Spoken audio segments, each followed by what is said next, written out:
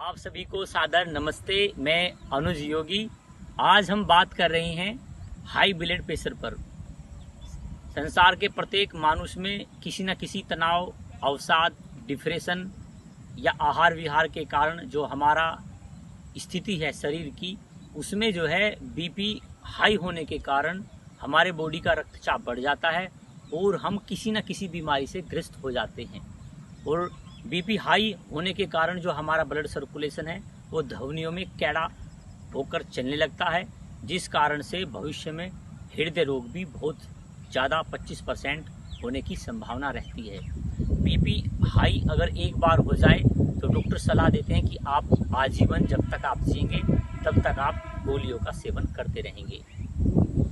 गोलियों के द्वारा बीपी जल्दी से कंट्रोल नहीं किया जा सकता। आप कम से कम समय में, बहुत ही कम समय में कैसे बीपी को बिल्कुल जड़ मूल से समाप्त शरीर से कर देंगे, उसके लिए हम योग की बहुत ही सुंदर वीडियो बना रहे हैं। हमारे योगांजलि विद्यापीठ यूट्यूब चैनल पर आप अंत तक बने रहें। अगर आपने हमारा चैनल सब्सक्राइब नहीं किया है तो सब्सक्राइब करें और हमारी प्यारी प्यारी सुंदर वीडियो को देखते रहें।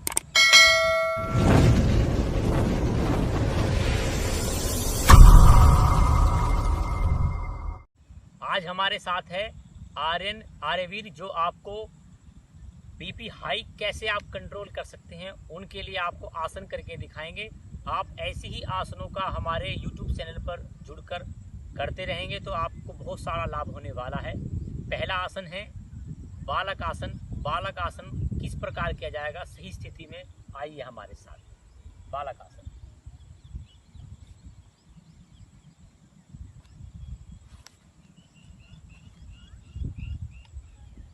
आप वज्रासन की स्थिति में बैठ जाइए और धीरे से सांस को बाहर निकालते हुए फेफड़ों से, और दोनों हाथों को ऐसे माथे पर लगा के आराम की स्थिति में लेट जाइए।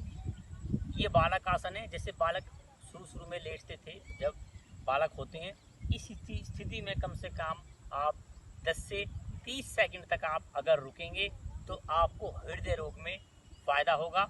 यह बालक आसन है। इस प्रकार आप कम से कम 10 से 30 सेकंड और 3 आवर्ती कम से कम सुबह प्रतिदिन करें, जो है बालक आसन। अंतिम केवल 10 सेकंड रुकना है आपको।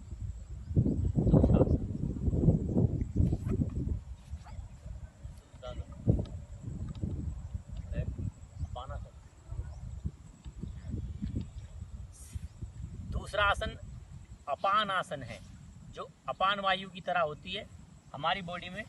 धीरे से आप लेट जाइए और अपने पैरों को बंद कर हथेली। अपान आसन को आप ऐसे 10 से 30 सेकंड तक आप प्रतिदिन करेंगे और 2 से 3 बार इसकी आवर्ती, 2 से 3 बार आप इसका क्रम बनाएंगे तो आपको निश्चित ही बहुत सारा बेनिफिट मिलेगा। आप सुबह सुबह करने की कोशिश करें। तृतीय आसन योग मुद्रासन। योग मुद्रासन करके दिखाइए आप। तृतीय आसन योग मुद्रासन है। योग मुद्रासन की सही और सहज और सरल स्थिति के अनुसार आप योग मुद्रासन बनाएंगे। पद्मासन में बैठ जाइए और पद्मासन में सांस भरकर दोनों हाथों को पीछे से क्लोज कर आप अपने मस्तिष्क को धरती पर लगाएंगे और दोनों हाथों को पीछे से उठाएंगे। इस प्रकार जब आप उठाएंगे तो आपके शरीर से बॉडी तनाव रहित हो जाएगी, शरीर से गंदी हवा बाहर निकल जाएगी और आपका मन और मस्तिष्क बिल्कुल सबल, सहज, सरल हो जाएगा। और सहजता के साथ आप इस आसन को भी, जो है योग मुद्रासन को भी, कम से कम 3 से 4 बार आवर्ती करें और 20 से 30 सेकंड रिलैक्स। योग मुद्रासन। अगला आसन है वज्रासन। वज्रासन में आप अपने पैरों को पीछे की तरफ ले जाकर अपनी थाइस को अपने एड़ियों पर रखकर धीरे से बैठ जाएंगे वज्रासन में। वज्रासन एकमात्र ऐसा आसन है जो सभी आसनों में खाना खाने के पश्चात किया जाता है।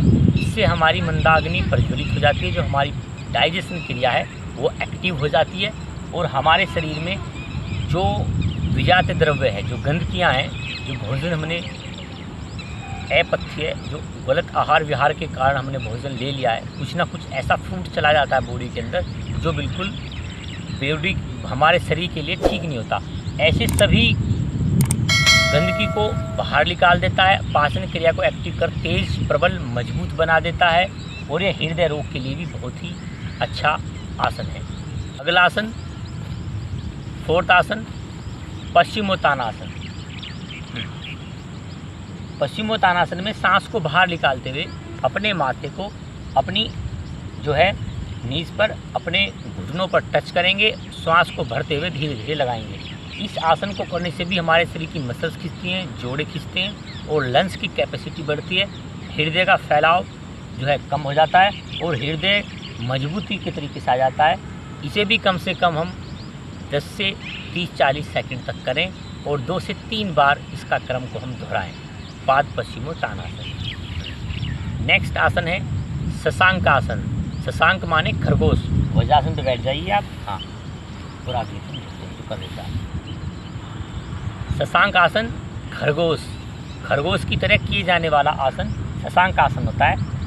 जो है माथे पे लगाइए सामने आप, ये हाँ, इस तरीके से आप शशांक आसन करेंगे। आप मुठ्ठियाँ बंद कर लीजिए या ऐसे पोज में आ जाइए, तो इससे आपके मस्तिष्क का तनाव जो है, भार जो है वो कम हो जाएगा, मस्तिष्क शांत होने लगेगा, बॉडी बिल्कुल तनाव रहित होने लगेगी।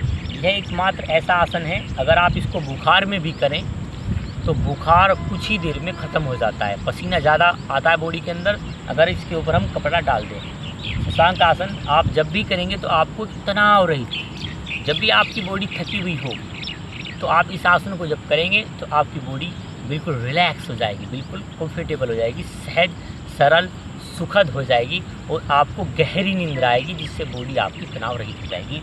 ऐसे करीबन 5 आसनों को आप धीरे धीरे प्रतिदिन करेंगे तो आपको बहुत सारा फ़ायदा होगा। प्रत्येक आसन को कम से कम 2 से 3 बार दोहराए। श्वासों को धीरे धीरे लीजिए।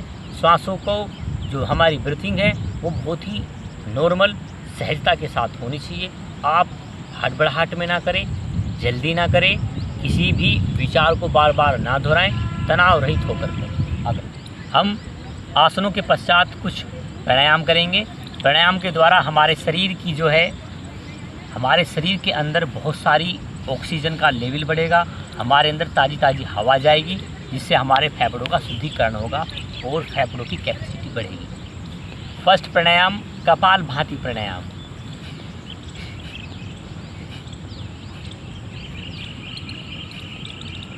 धीरे धीरे आप पेट को अंदर की तरफ संकुचन करें। जब आप पेट को अंदर की तरफ सिकोड़ोगे तब आपकी सांस बाहर जाएगी कुछ ही पल्स में।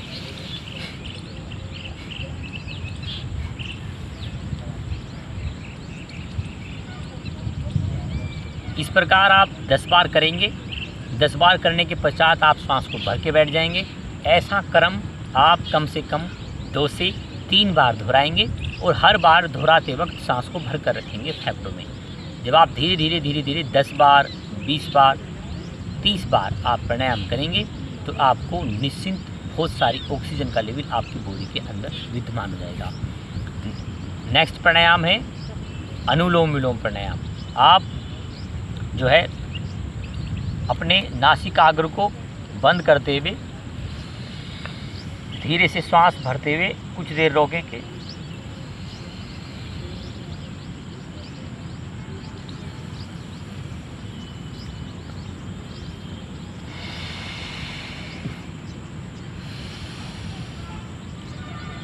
बाईं ओर से श्वास भरेंगे फर्स्ट टाइम और दाईं ओर को निकाल देंगे। दाईं ओर से श्वास भर के बाईं ओर निकाल देंगे। ऐसा क्रम आप 10 से 11 बार दोहराएंगे और फिर राइट हैंड साइड की तरफ से हवा भरते हुए आप बैठ जाएंगे। 10 बार जब आप धीरे धीरे करेंगे, दोनों नासिकाग्र से कुछ देर लंबी और गहरी सांस लेंगे। जितनी आप लंबी और गहरी सांस लेंगे उतनी हमारी ऑक्सीजन का लेवल नाभि केंद्र तक टकराएगा। अक्सर लोग छाती तक ही सांस लेते हैं। छाती तक सांस लेने के कारण आपको अस्थमा, डिप्रेशन, हाई बीपी और बहुत सारे अनेक रोग आपके शरीर में आ जाते हैं। अगर आप अंदर तक सांस लेकर जाएंगे और गहरी सांस को भरकर बैठेंगे तो आपको निश्चिंत कुछ ना कुछ फ़ायदा होगा और श्वास भरने के कारण ही हमारे शरीर में बहुत सारी ऑक्सीजन की मात्रा होती है। जब भी आप किसी प्राणायाम को करें तो आप आंतरिक कुंभक लगाएं। आंतरिक कुंभक को लगाने से आपके अंदर जो ऊर्जा होती है, जो विजातीय द्रव्य होते हैं, जो रोग उत्पन्न हो रहे हैं, श्वास भरने के कारण हमारे शरीर में ऊष्मा का संचार होता है, गर्मी उत्पन्न होती है और गर्मी उस रोगों को समाप्त कर देती है। ऐसे प्राणायाम आप 3 बार करेंगे। अनुलोम विलोम इसके चक्र को 10 से 11 बार करेंगे और 3 आवर्ती बनाएंगे। अब हम तृतीय प्राणायाम जो है दीर्घ मीठी भस्त्रिका करेंगे, जिससे आपको बहुत ज़्यादा बेनिफिट मिलेगा। देखिए किस प्रकार करेंगे।